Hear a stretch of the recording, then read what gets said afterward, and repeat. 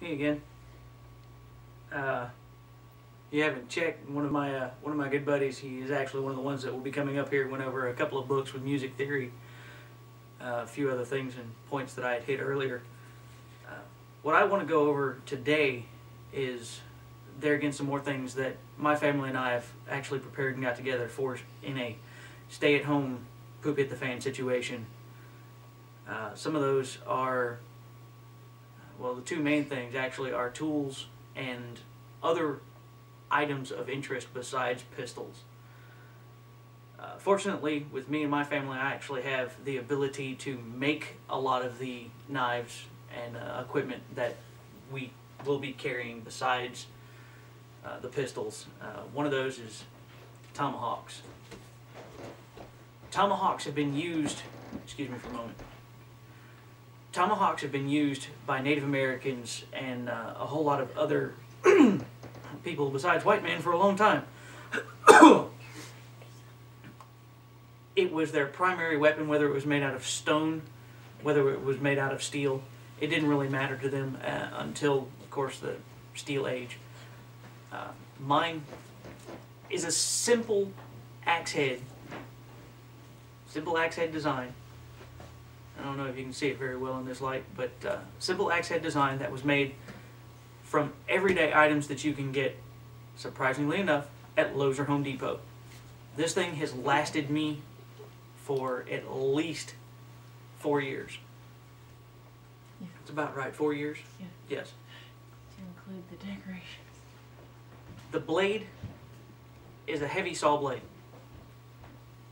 So is the back spike.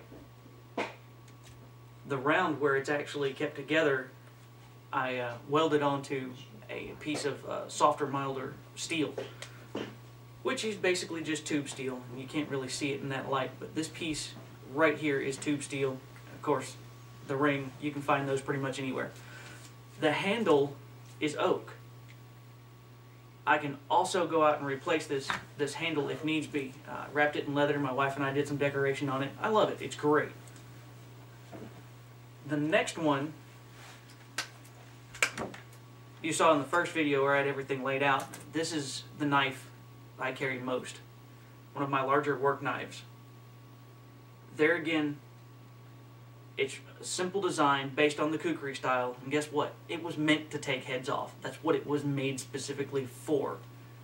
It works. It also does a really good job at taking off the limbs if you're tromping through the forest. This again is made out of a saw blade, but I kind of have a local contact on my saw blades of this size and larger at a sawmill. The handle, elk. Piece of brass for the guard, and a tang. Make sure it's a pretty good tang.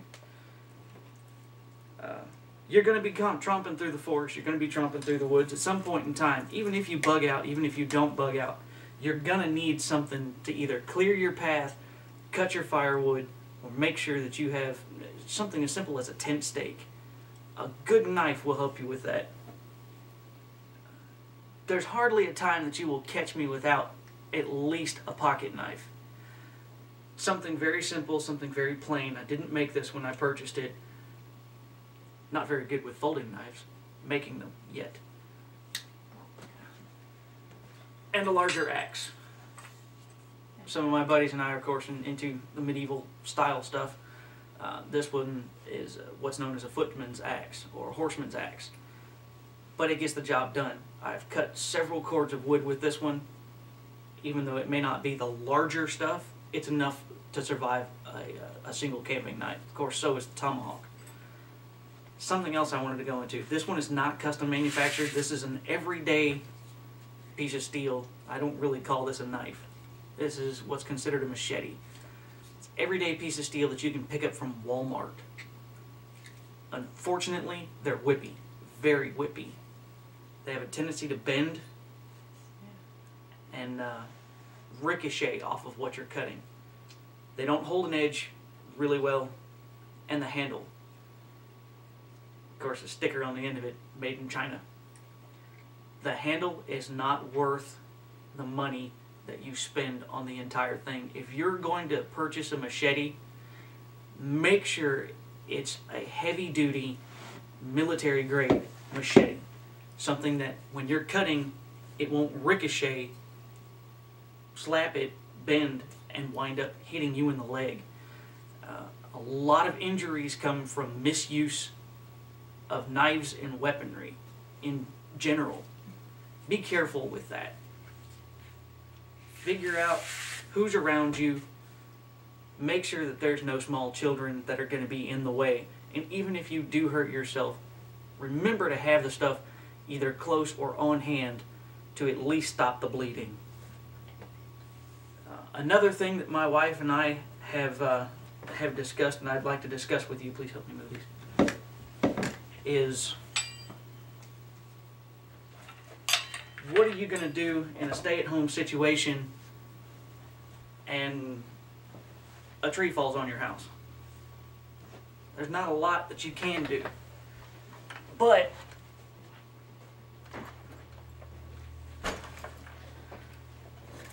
what do you think in a situation like that someone would pay for just a simple hammer?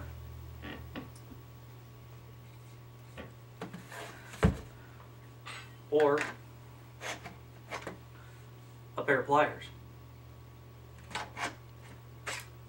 Having a couple files on hand to sharpen your knives, or even your axes.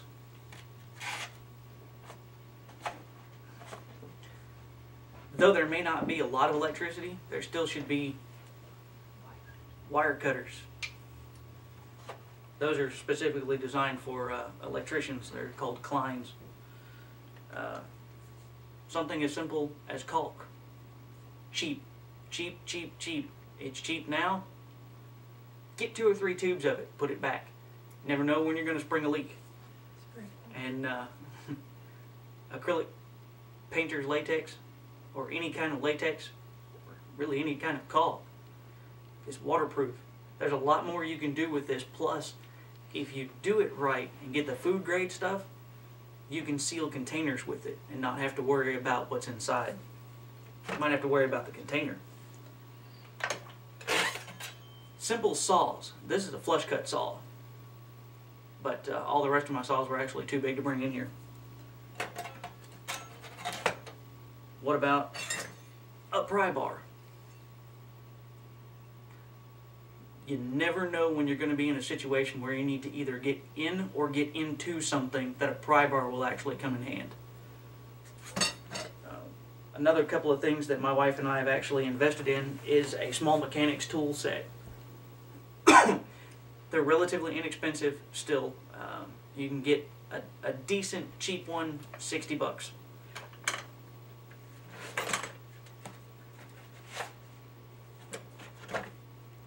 Any kind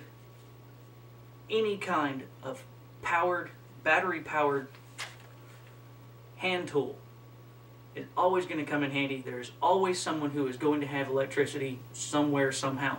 Regardless of whether it's solar-powered, AC, DC, you can always charge these batteries. You may not be able to run your big 12-volt saws, but even after a day or two, it may take up to 3 days to charge one battery. You still have the ability to use power tools. Get you a set of, I really don't care what you get. I don't care what brand name you get. But if you get that, a solar panel, a battery, and an inverter, you can at least charge those. Like I said, it may take a couple days, but you'll have the ability to do that. If you keep it charged overnight, you never know what you're going to get into. Like I said, those are just a few of the things that we have here in the house that you might want to think about. See you later.